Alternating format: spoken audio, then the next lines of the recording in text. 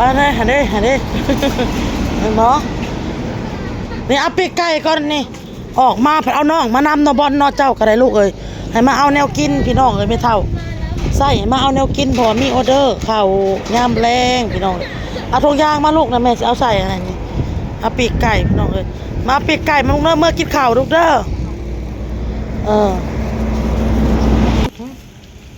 แต่หัวใจจำตัวเอาลูกเอาปีกไก่เนาะหรือว่าไหนปีกไก่เอาปีกไก่เอาปีกไก่10ปีกพี่น้องปีกกระทิบเพราะที่ปีกกระเด็นจับเนี่ยเจ้าปีกกระทิบตัวแม่4 5ที่ปีกกระแทนหนึ่งปีกกระทิบ7 8 9 10จะพันแม่จะขายไหม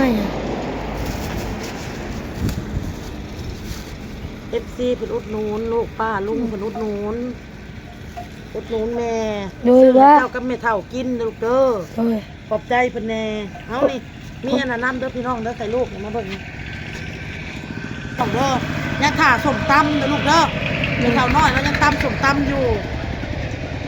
ตำมะหุ่งน้ำโคก1เพิ่นอุดหนุนเพิ่นเลี้ยงถ่าส้มตำก่อนล่ะเอาส้มตำเมื่อนี่ส้มตำย่างอันนี้ให้พ่อเฒ่าหวานนี่พี่น้องใส่กรอกสุกแล้วล่ะ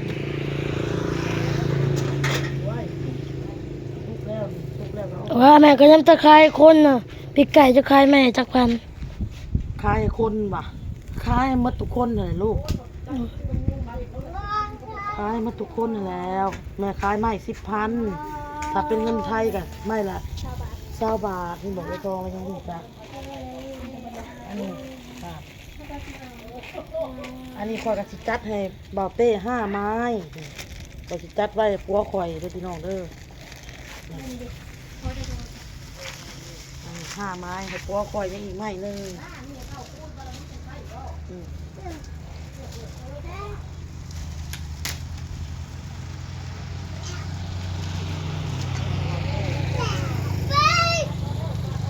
กระปิด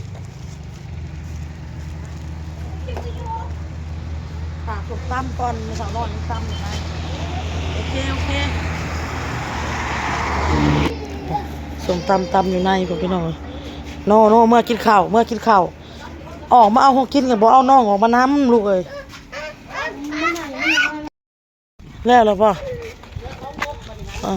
เธอ2 โคกนางทองเป็นคนต่ำบ่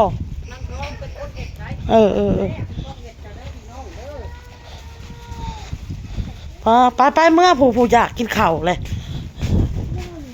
เร็วๆหน่อยทองเร็วๆแน่เอ้ยทองขอบใจหลายๆเอาลูกหิวเอาพักมีอยู่เพื่อนน่ะเอาบอลถือเอา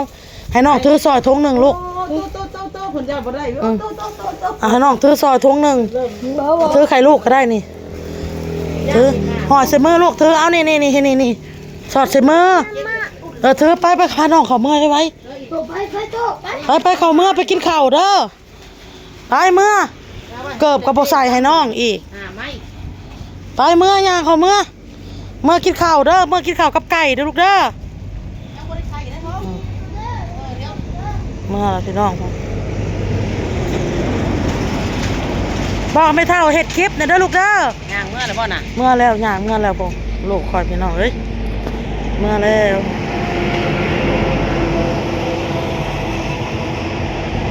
ส่งไอ้น้องมันอยากบ่ได้กินมันถือเลยน้องออโต้ย่านบ่ได้กินย่างรอบหน้ารอบหลัง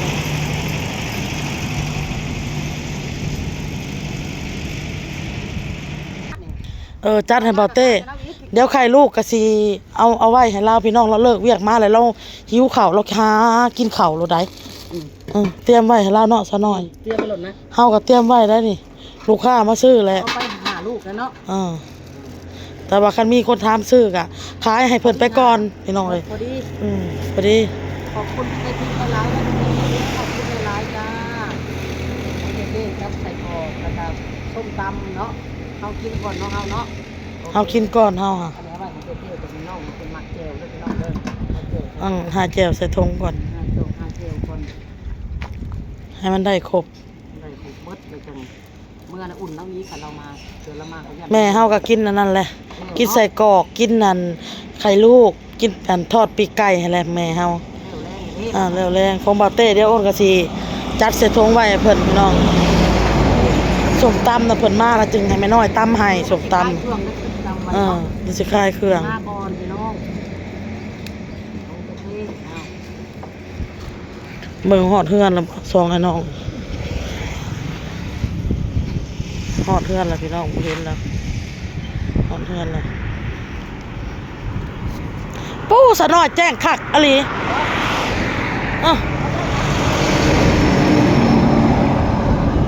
แจ้งคักอะลีสุเจ้าเอ้ยแจ้งคักอะลี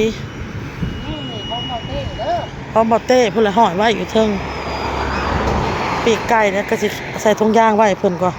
จับใส่ถุงยางไว้นะซะหน่อย นะ เว้ยนี่เนาะ เอาโลดจับเอาโลด บ่คงเพิ่นกัน หาได้ อืมหา ใส่น้ำกันนั่นแหละซะหน่อยเอ้ย ของเบาเต้เพิ่นพี่น้องเด้อ ห้อยไว้ให้เพิ่น กินเพิ่นอันนั้น ยังแต่ส้มตำเนาะมาจะให้ต พี่น้องเด้อ ำหอยเมี่ยนบัดนี้ หลายๆเด้อจ้าพี่ใส่กินขอบคุณหลาย ยังของชุมเฮาได้บัดนี้ย่างอยู่นี่พี่น้องเอ้ยยังของอ้นแม่น้อยน้องทองและกินกันอยู่หน้าห้านนี่เนาะซะหน่อย ๆเขาอยู่นี่เนาะ กินอยู่หน้าห้านเลยได้เท่าห้านเฮาเด้ ตำเลยมั้ย ตำเลยโลด จานไข่ลูกก่อนจำนี้ค่าก็เก่าแล้วบัดนี้ฮะ บ่เต้มาแล้วพี่น้อง บาดีครับ หิวข้าวแห้งน้องทองเพิ่นยังไปตำให้เด้อพี่น้องเด้อ อันนี้เอาไปเอามาแล้วปะ อยู่เฮือนพุ่นแล้วมาขับรถออโต้ถ้าหิวแห้งถ้าตำบ่ได้พี่น้องเอ้ย ไม่ใช่ไง เจ้าบ่มีความรู้เจ้าก็กินอยู่ไหนออโต้ก็สิกวน ฮะเดี๋ยว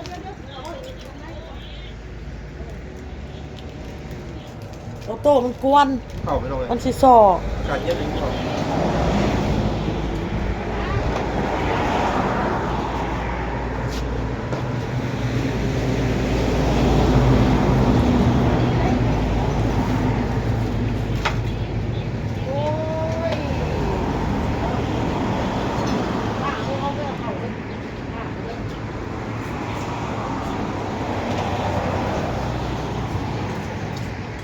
มันก็บ่ซ้ำแล้วเราบัด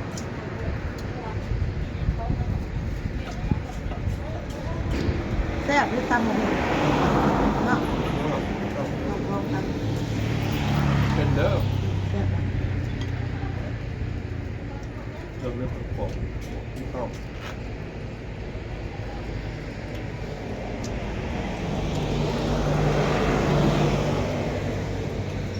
ที่เข้ากับพ่อเมื่อวันสดที่เอาว่า ที่เขามีความทุกข์แอบมาเป็นพอแห้งแอบแห้งต่อ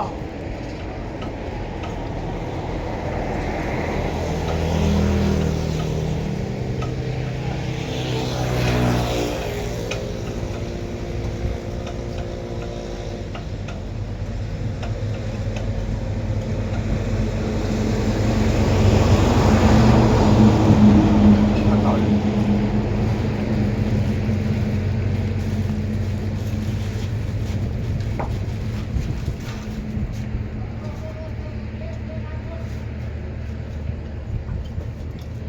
รอไม่ได้พี่น้องที่เขา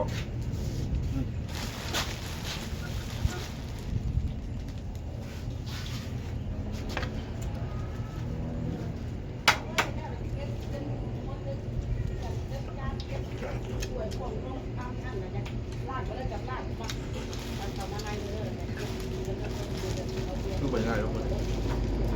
ลูกคนไหนลูกน้อยนะ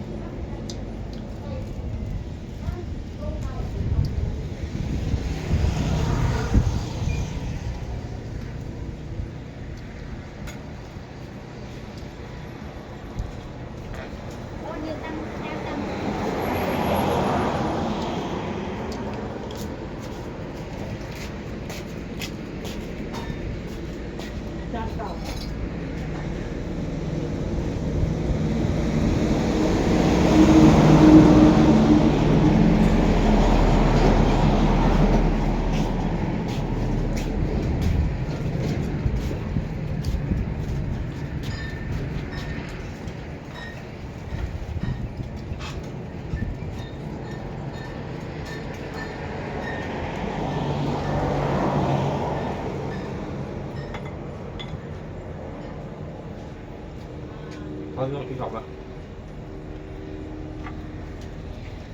แล้วก็ มาแล้วมา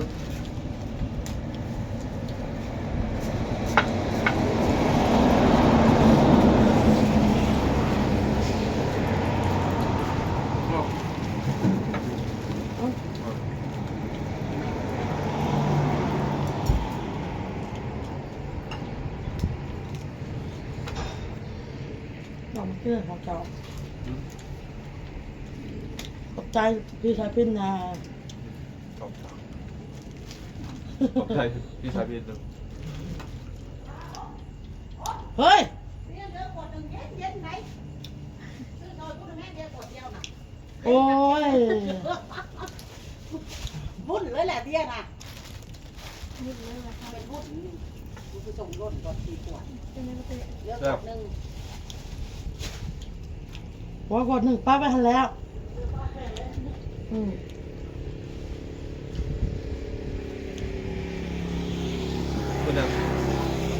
มื่อหนาวคานไปแล้วดินไปกินเขาเนาะ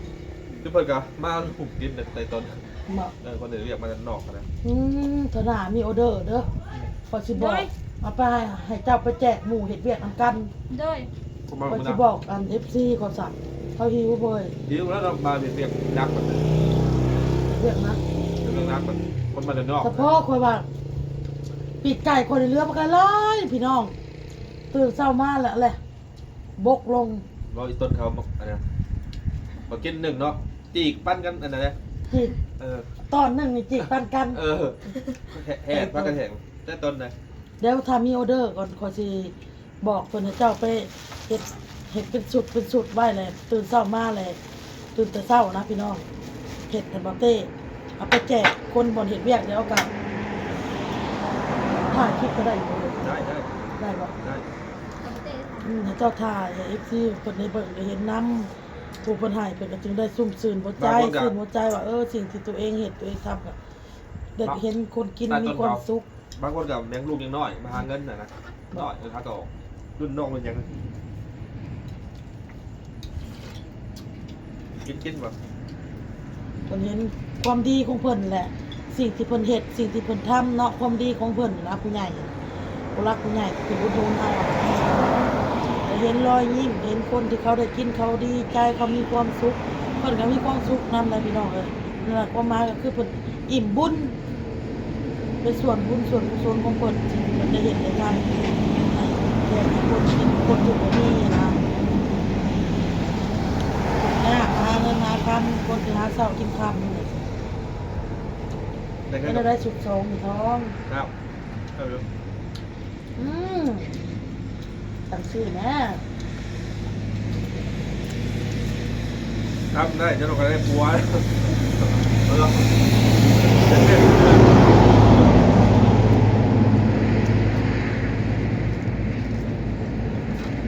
ประเด็นกันมากกับเนี่ยผ่านเมื่อให้เมียให้ลูกเลย เฮ้ยเขาจะกินหมูมัดเลยเอาไปปั้นหมูกินเยอะมืออื่นนี่นะเรื่อยแล้วบัวาดอกไปจนเขาว่านาเอาไปตอนนี่เราญาติจะกินหลายคนเหมือนกัน เอา นี่ให้กันพูละหน่อยเจ้าก็บอกว่าเมียเขาเห็ดแซ่บก่อนนะพี่นะคะ ไปถาม ได้บอกไปถามเจ้าคือบอกว่าเมียเขาเห็ดขาย เปิดก็ก็ไปถามนะกินอัน บอก นี้ แล้ ก็ ว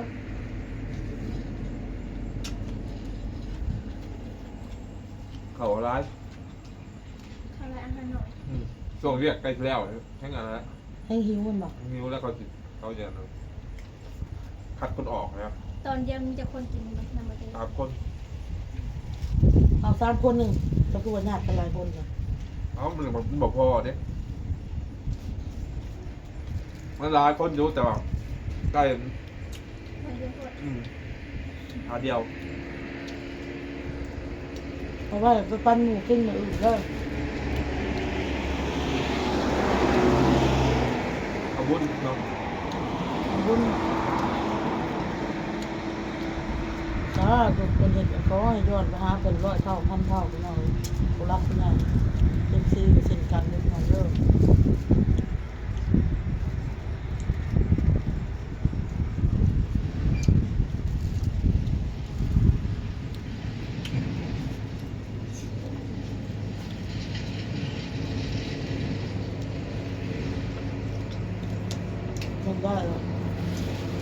ล่ะพี่น้องคือหมูล่ะ